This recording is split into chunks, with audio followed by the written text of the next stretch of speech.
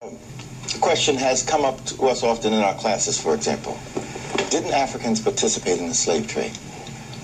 There was involvement of Africans in the slave trade, but the slave trade was an institution that was internationally planned, conceived in Europe, imposed upon Africa.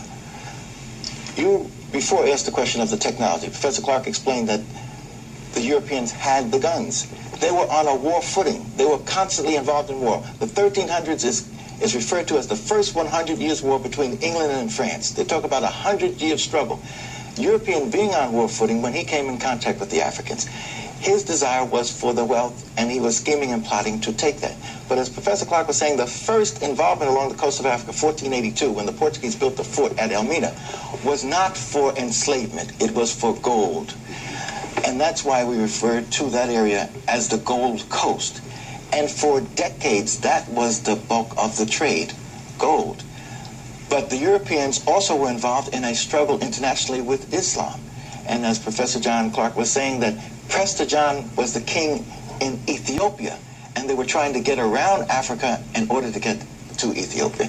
And they made allies as they went down the coast. And the African How did they do that? How did they make allies? Well, the honorable trade was one. The trade. See, if we keep talking about this, we're going to arrive at a conclusion that the slave trade wasn't necessary.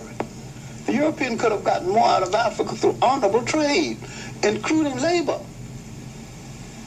There's some missing pieces here because we have not read the major documents on this this whole thing. Now, Professor Jeffers uses a 50-year turning point in history. I use a 200-year turning point in history, 1400 to 1600.